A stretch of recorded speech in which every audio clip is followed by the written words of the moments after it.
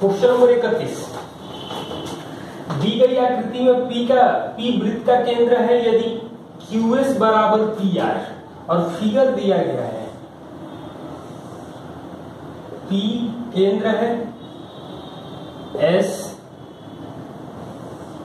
ये Q है और ये R है, P से इन दोनों को हम लोग मिला रहे हैं और हमसे कहा गया है QS बराबर PR, QS बराबर PR मतलब वृत्त की त्रिज्या ये भी बराबर हो जाएगी। और हमसे पूछा जो गया है एंगल RSP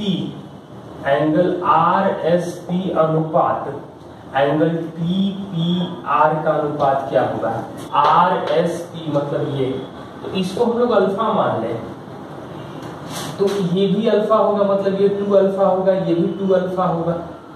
बराबर भुजाओं के सामने के कोण बराबर होते हैं किसी भी त्रिभुज में, तो ये 2 अल्फा मतलब 4 अल्फा, तो 180 माइनस 4 अल्फा, ये पूरा 180 होगा मतलब इसको 3 अल्फा होना पड़ेगा, तो ये आएगा अल्फा अनुपात 3 अल्फा यानी 1 अनुपात 3।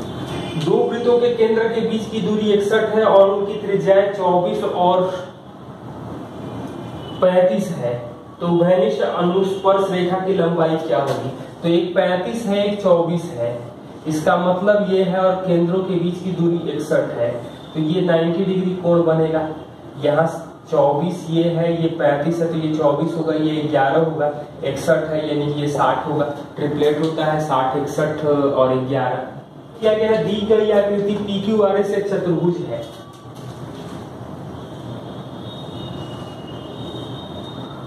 PQRS एक चतुर्भुज है जहां QR 18 है, QR दिया गया है 18, PS दिया गया है 9, कुछ एंगल भी दिए गए हैं, ये दिया गया है 60, ये दिया है 60, ये दिया गया है 150, तो एंगल क्या मिलेगा, मतलब 60 7 120 270 यानी कि 90। हम लोग इसको आगे बढ़ा दें तो ये भी 90 हो जाएगा, ये 30 हो जाएगा, ये 60 है तो ये भी 60 हो जाएगा, हम लोग इसको T मान लें।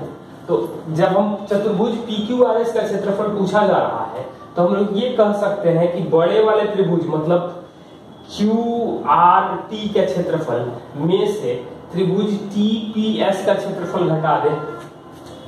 इसमें भी यहाँ 60 के सामने 9 दिया गया है, तो 30 के सामने 3√3 आ जाएगा। ये 60 60 और 60 है मतलब समबाहु त्रिभुज है, और क्षेत्र भुजा 18 है मतलब √3/4 × 18 का स्क्वायर मतलब 2 स्क्वायर कटेगा, -1/2।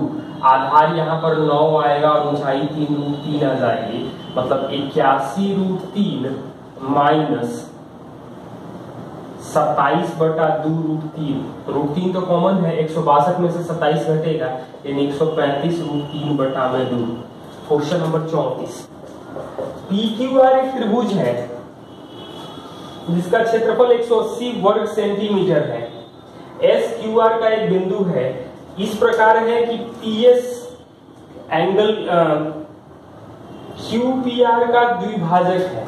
क्वेश्चन देखो आप लोग, PQR, PS जो है एंगल QPR का द्विभाजक है, तो ये PS है, PS। PQ और PR का रेशियो दिया है, PQ और PR का रेशियो 2:3 है मतलब ये 2x होगा, ये 3x हो जाएगा।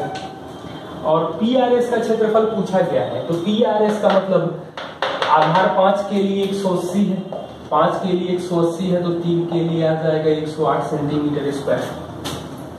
दी गई आकृति में ABCD एक वर्ग है, ABCD के भुजाओं को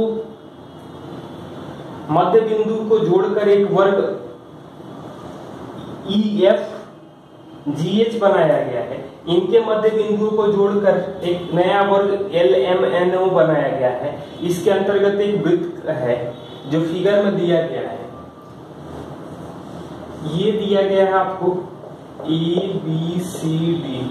इनके मध्य बिंदुओं को मिलाकर एक नया वर्ग बना रहे हैं, इनके मध्य बिंदुओं को मिलाकर एक नया वर्ग बना रहे हैं। इस वर्ग के अंतर्गत एक वृत्त है और इस वृत्त का क्षेत्रफल दिया है 38.5। तो तो हमसे पूछा गया है कि वर्ग ABCD का क्षेत्रफल क्या होगा। ये है EFGH और LMNO। तो वृत्त का क्षेत्रफल दिया गया है 38.5। तो 38.5 का मतलब हो जाएगा त्रिज्या 3.5 होगी, यानी LM की भुजा 7 आएगी। LM की भुजा 7 आ जाएगी, मतलब EF की भुजा जो आ जाएगी वो 7√2 आ जाएगी, यानी AB की भुजा 14√2 गुना हो जाएगा। मतलब क्षेत्रफल जो आ जाएगा वो आ जाएगा 196 सेंटीमीटर स्क्वायर। Question number 36।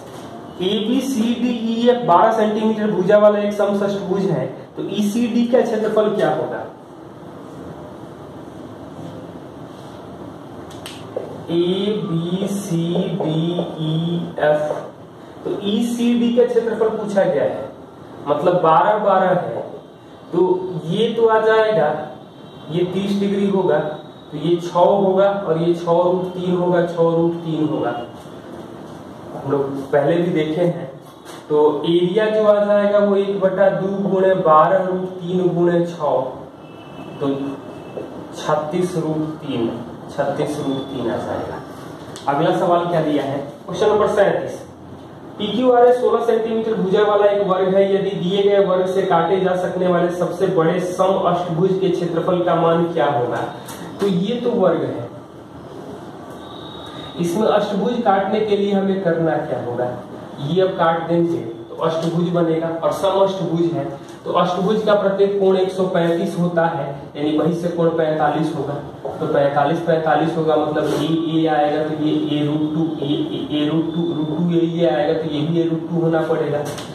अब ये भी a है, तो भुजा को मतलब पूरी लंबाई तो 2a + a√2 आ रहा है 16, और हमसे पूछा गया है अष्टभुज की भुजा, यानी कि √2a पूछा गया है।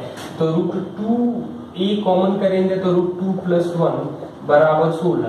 तो √2a ही सीधा निकालें, 16/√2 + 1 करेंगे तो इसका मान जो आ जाएगा रेशनलाइज करेंगे तो 16 √2 - 1। ऑप्शन में √16 दिख रहा है, लेकिन √16 नहीं होगा, 16 होगा। 38। दी गई आकृति PQRS एक आयत है तथा SR व्यास वाला एक अर्धगोला अर्धवृत्त होगा। जैसा कि आकृति में दर्शाया गया है, वृत्त बनाया गया है। QR 7 दिया गया है, तो छोटे वृत्त की त्रिज्या का मान क्या होगा। तो फिगर आप लोग देखिए क्वेश्चन नंबर 38 में। तो फिगर ये दिया गया है, PQRS ये आयत है, और ये हमें दिया गया है अर्धवृत्त है, और एक ऐसा वृत्त है जो इन दोनों को टच कर रहा है, मतलब दोनों भुजाओं और वृत्त को। तो पूछा गया है कि इस छोटे वृत्त की त्रिज्या क्या होगी, और हमें डाटा में दिया गया है QR 7 है। QR 7 है, मतलब त्रिज्या 7 है, तो ये व्यास 14 होगा। यानी कि यहाँ से यदि हम लोग ये मिला दें तो ये भी 7 है, तो यहाँ O मान ले तो OR आ जाएगा हमें 7√2। लेकिन एक चीज आप लोग ध्यान से देखो,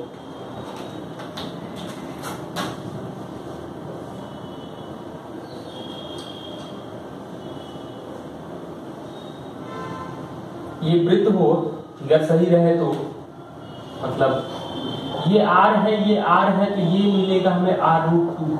तो ऐसे ही यहाँ पर जहां मिलेगा तो ये वैल्यू तो R√2 हो जाएगी, ये R होगी और ये 7 होगी, मतलब R + R√2 + 7 जो आएगा वो 7√2 हो जाएगा। मतलब R√2 + 1 = 7√2 - 1। तो R का वैल्यू आ जाएगा 7√2 - 1/√2 + 1। इसको हम लोग रेशनलाइज करेंगे तो √2 - 1 से गुणा करेंगे तो 7 3 - 2√2 यानी 21 - 14√2।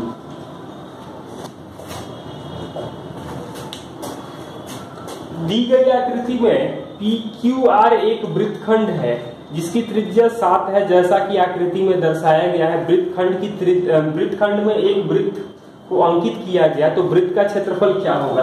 तो फिगर ध्यान से देखिए, ये एक वृत्तखंड है, एक ऐसा वृत्त है जो इनको स्पर्श कर रहा है। वृत्तखंड की त्रिज्या दे रखी है 7। मतलब हम लोग यहां से बात करें तो अभी हम लोग देखे थे ये r होगा, ये r√2 होगा, r प्लस r√2 जो मिल रहा है वो 7 मिलेगा, यही तो त्रिज्या मिलेगी। मतलब r कॉमन करेंगे तो 7/√2 प्लस 1 यानी 7√2 माइनस 1। अब हमसे पूछा जा रहा है कि छोटे वृत्त का क्षेत्रफल क्या होगा।